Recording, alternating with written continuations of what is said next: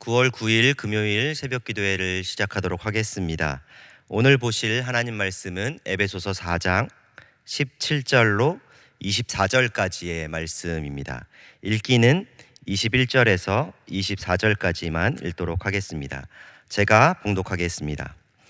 진리가 예수 안에 있는 것 같이 너희가 참으로 그에게서 듣고 또한 그 안에서 가르침을 받을진대 너희는 유혹의 욕심을 따라 썩어져가는 구습을 따르는 옛사람을 벗어버리고 오직 너희의 심령이 새롭게 되어 하나님을 따라 의와 진리의 거룩함으로 지으심을 받은 새 사람을 입으라. 아멘. 추석을 이제 시작했습니다. 성도님들이 이제 가정 가운데 또 가족들을 만나게 될 것이고 또 그 속에서 또 하나님의 은혜를 누리게 될 것이지만 또 어떠한 성도님들은 또 기도의 제목이 되는 성도님들이 있을 것이라 생각합니다. 그러나 그 속에서 하나님께서 오늘도 여전히 우리들의 삶을 통하여서 일하신다는 확신을 가지고 승리하는 하루가 되기를 소망합니다. 오늘 말씀은 에베소서 4장 후반부의 말씀입니다. 지금까지 공동체를 향하여서 하나됨을 강조했다면 오늘 우리가 살펴보는 말씀은 개인을 위한 이야기라고 할 수 있습니다. 이 이야기는 크게 세 가지로 나누어 볼 수 있는데요. 그 첫 번째는 너희가 원래 이방인 같은 존재였다라는 사실입니다. 그런데 그들이 배움을 받았다라는 것이죠. 그렇다면 그들이 배운 것은 무엇입니까? 그리스도를 배운 것이죠. 그러면 그러한 사람들의 삶은 어떠해야 할까요? 이제는 이전의 삶을 살아가는 것이 아니라 새로운 삶을 살아야 할 것이다 라고 얘기하는 것이 오늘 우리가 살펴볼 본문의 이야기입니다. 그렇다면 그들은 어떤 삶의 모습을 살았을까요? 오늘 본문 17절의 말씀에 살펴보면 이방인 같은 삶을 살았다라고 이야기하고 있습니다.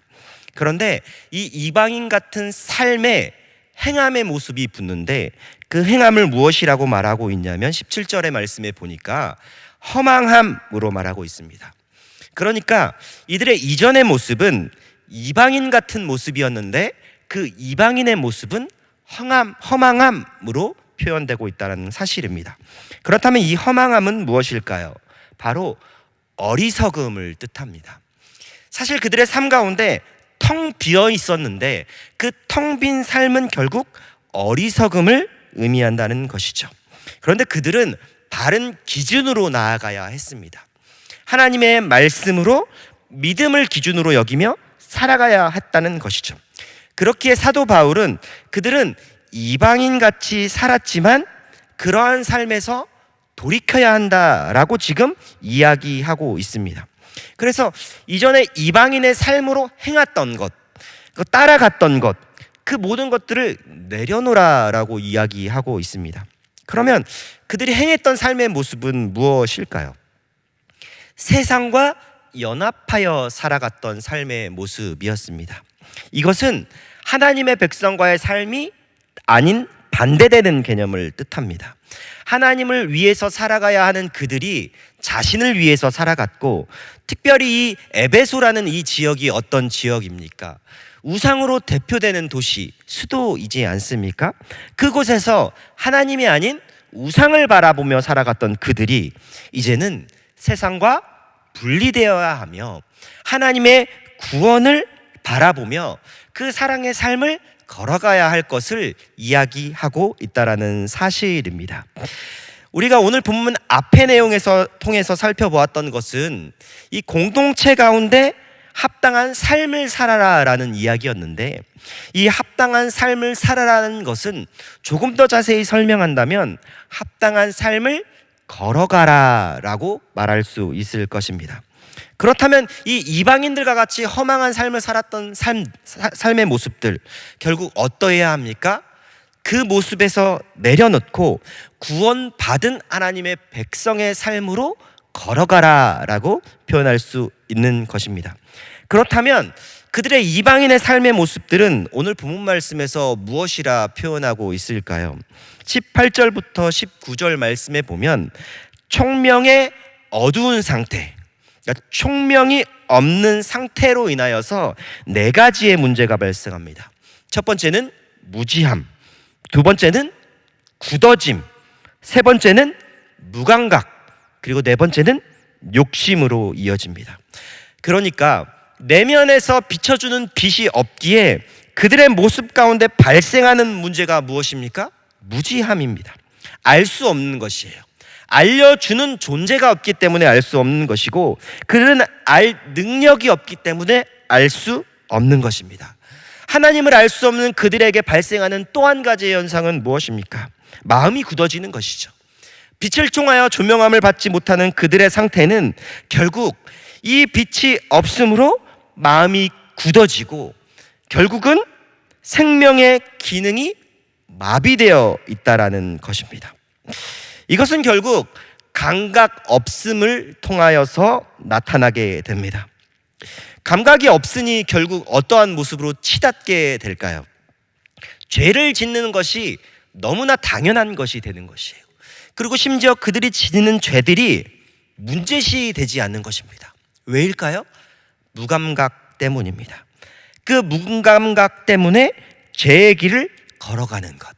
바울은 이것을 우상숭배라고 말하고 있습니다. 이방인들의 삶을 대표하는 모습이죠. 그런데 사도 바울은 오늘 두 번째 이야기를 하고 있습니다. 그 두 번째 이야기가 무엇입니까? 너희는 그리스도를 그렇게 배운 사람들이 아니라는 것이죠. 그렇다면 그들이 배운 것은 무엇입니까? 예수를 배웠던 것이고 예수에 대한 모든 것을 배웠던 사람들입니다. 성령을 따라서 그리스도의 성품을 본받는 삶이 무엇인지 배웠던 사람들입니다. 그렇기에 그들은 진리 안에 거해야 했고 또한 그리스도의 성품을 본받는 삶을 살아가야 하는 존재들이었습니다. 이전에는 세상의 통치를 받는다고 생각했지만 이제는 진리 안에 거하여서 예수의 통치 안에 살아가야 하는 것, 이전까지 살아갔던 모습들을 내려놓고 그렇게 살아야 하는 것, 그것을 두 번째로 이야기하고 있습니다. 왜일까요? 그들이 배운 것이 그리스도이기 때문입니다. 그는 그리스도를 통하여서 새로운 삶을 살아야 했기 때문입니다. 그런데 이것은 단순한 문제가 아니었습니다.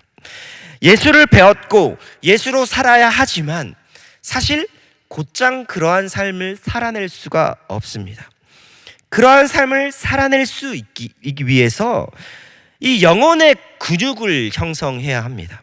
우리가 운동을 하여서 건강한 육체를 만드는 것처럼 성도는 곧장 그러한 삶을 살아낼 수 없습니다. 그렇기 때문에 끊임없이 운동하며 훈련하며 하나님의 뜻에 맞는 근육을 형성해야 하는 것이죠.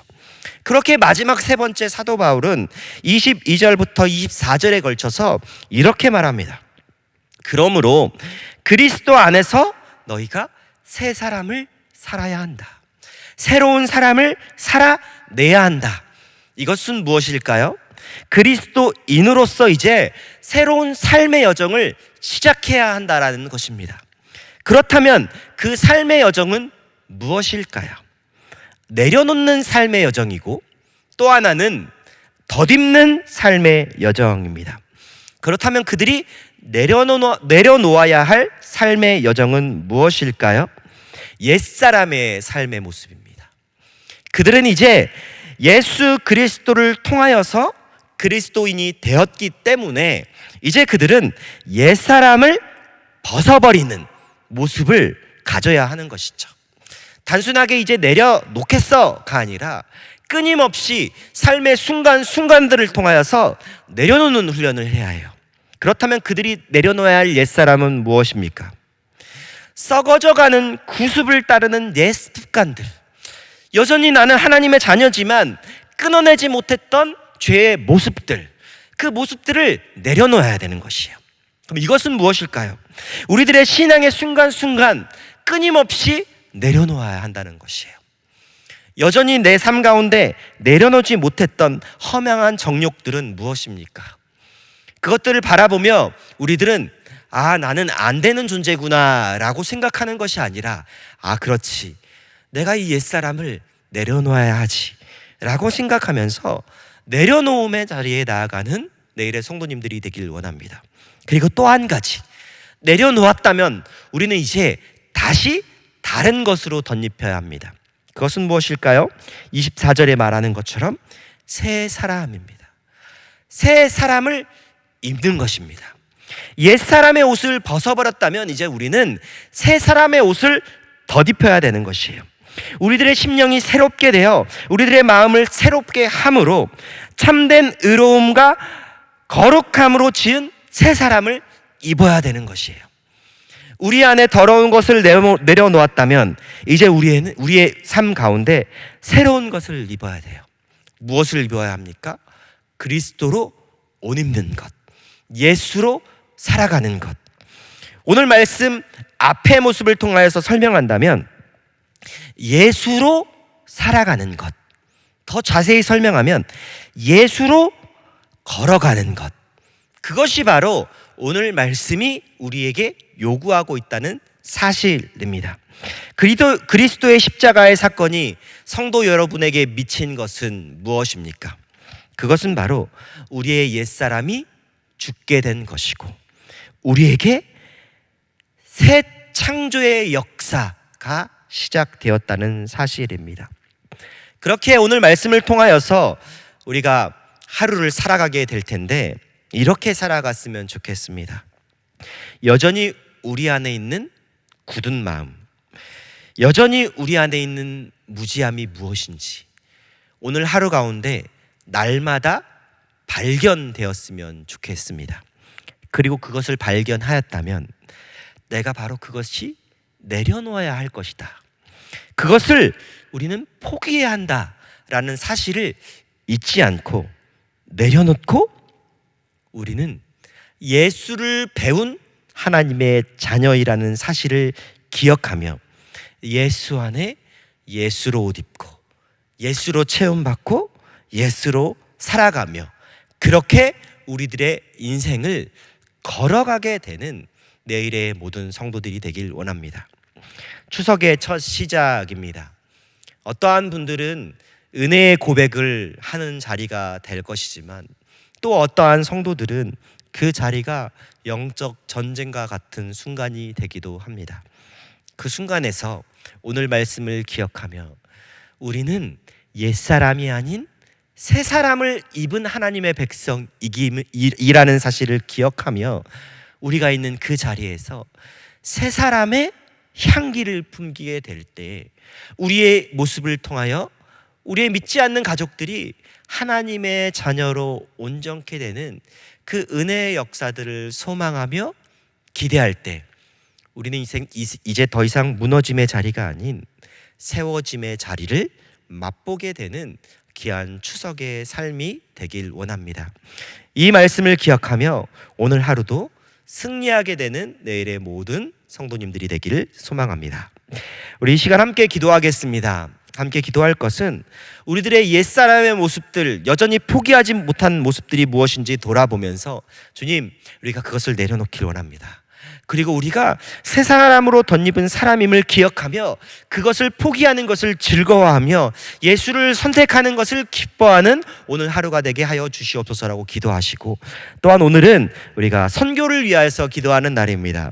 우리가 섬기는 선교 사역들, 또 선교사님들을 위해 기도할 때 그곳이 주님의 나라가 되는 것을 맛보게 하여 주시옵소서라고 고백하며 우리 이 시간 다 같이 하나님께 기도하시길 원합니다. 함께 기도하겠습니다.